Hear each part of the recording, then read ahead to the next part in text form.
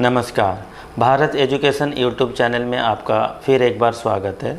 Bharat education portal जो है आपको लगातार जानकारी दे रहा है। कोई भी एजुकेशन से रिलेटेड जो भी क्वेरीज़ हो, जो भी डाउट्स हो, जो भी कन्फ्यूज़न हो, हम दूर करने की कोशिश करते हैं।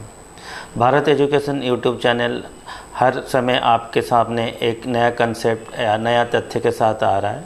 आज हम आपके साथ डिस्कस करेंगे या जानकारी देंगे इंजीनियरिंग का एक ब्रांच जो कोर ब्रांच भी बोला जाता है इंजीनियरिंग में, वो है इलेक्ट्रिकल इंजीनियरिंग। इलेक्ट्रिकल इंजीनियरिंग एक ऐसा इंजीनियरिंग है जो इंजीनियरिंग ब्रांच में सबसे पुराना ब्रांच माना जाता है, मैकेनिकल के साथ साथ। 3 ब्रांच को हम पुराना ब्रांच मानते हैं, मैकेनिकल, इलेक्ट्रिकल और सिविल। बाकी जितने ब्रांचेस है उनका डेरिवेशन जो है वो वहाँ से ही हो रखा है। इलेक्ट्रिकल इंजीनियरिंग जो है बीटेक इलेक्ट्रिकल हो सकता है या बीई इलेक्ट्रिकल इंजीनियरिंग हो सकता है। Electrical engineering related to power generation, power plant management से रिलेटेड जो चीज़ है, जो इलेक्ट्रिसिटी से जनरेशन से, इलेक्ट्रिसिटी डिस्ट्रीब्यूशन से, ट्रांसमिशन से रिलेटेड जो चीज़ होता है वो होता है इलेक्ट्रिकल इंजीनियरिंग का अंतर्गत आता है। इलेक्ट्रिकल इंजीनियरिंग करने के लिए हम ये अंडर ग्रेजुएट कोर्स होता है। इसको करने के लिए हमें 10+2 फिजिक्स, केमिस्ट्री, मैथ्स होना ज़रूरी है और परसेंटेज जो होता है वो लगभग हमें 50% होना चाहिए और कई जगह में रिलैक्सेशंस के साथ 45% होता है। कोई भी इंजीनियरिंग हो, हमें वो all India council for technical education का अंतर्गत एक कोर्स आता है। जहाँ भी हम पढ़ेंगे, चाहे गवर्नमेंट में पढ़े चाहे प्राइवेट में पढ़े, वो AICTE के अंदर आना ज़रूरी होता है। इलेक्ट्रिकल इंजीनियरिंग में बीटेक हम करने के बाद या BE करने के बाद आगे फर्दर स्टडीज़ के लिए MTech भी होता है। MTech इलेक्ट्रिकल के कोई भी सब्जेक्ट्स में हम करते हैं। इलेक्ट्रिकल इंजीनियरिंग जो कोर्सेस है वो 4 साल का है, 8 सेमिस्टर्स होता है। लगभग हर सेमिस्टर में प्रैक्टिकल और थ्योरी मिला के 5 से 6 सब्जेक्ट्स होता है हर सेमिस्टर्स में। अलग अलग यूनिवर्सिटी में अलग अलग सिलेबस होता है, लेकिन जो लगभग जो सिलेबस होता है वो सेम होता है सारे यूनिवर्सिटीज़ के लिए। इलेक्ट्रिकल इंजीनियरिंग का डिमांड जो है अभी मार्केट में, वर्ल्ड में हम देखेंगे 2020 से 2030 तक अराउंड 7% हाइक है। इलेक्ट्रिकल इंजीनियरिंग जो होते हैं उनका डिमांड जो है मार्केट में अभी ज़्यादा बढ़ रहा है।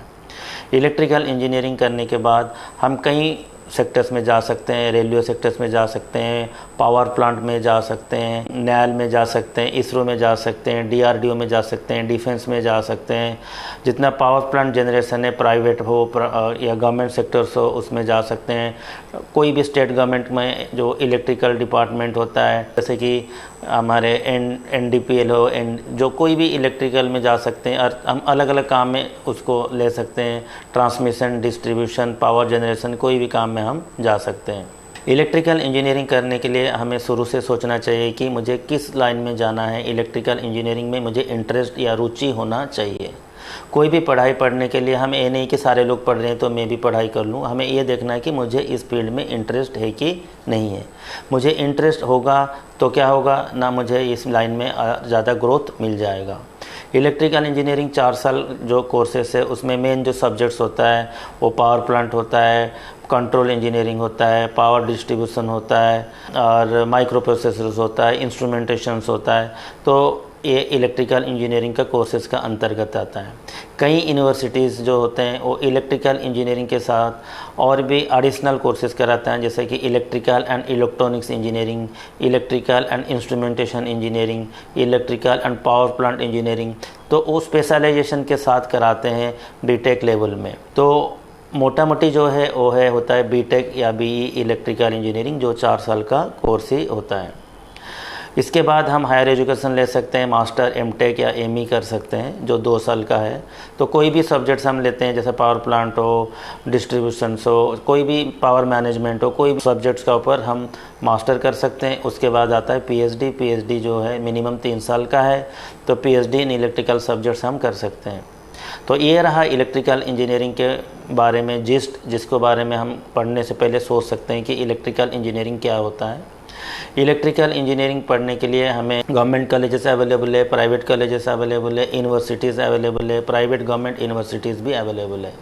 इलेक्ट्रिकल इंजीनियरिंग करने के पहले हमें कहीं जो कॉमन एंट्रेंस जेईई मेन होता है उसको दे सकते हैं, ताकि हम गवर्नमेंट कॉलेज में सिलेक्ट हो सकते हैं। सारे आईआईटीज़ में इलेक्ट्रिकल इंजीनियरिंग अवेलेबल है, सारे गवर्नमेंट कॉलेजेस में इलेक्ट्रिकल इंजीनियरिंग अवेलेबल है। तो इलेक्ट्रिकल इंजीनियरिंग का जो स्कोप है या डिमांड है वो वास्ट है। तो इलेक्ट्रिकल इंजीनियरिंग को एज ए कैरियर हम चूज़ कर सकते हैं।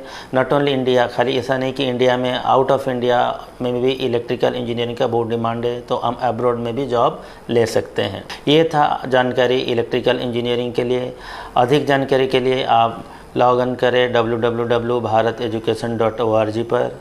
आज के लिए इतना ही, फिर एक वीडियो के साथ आपके साथ हाजिर है। धन्यवाद।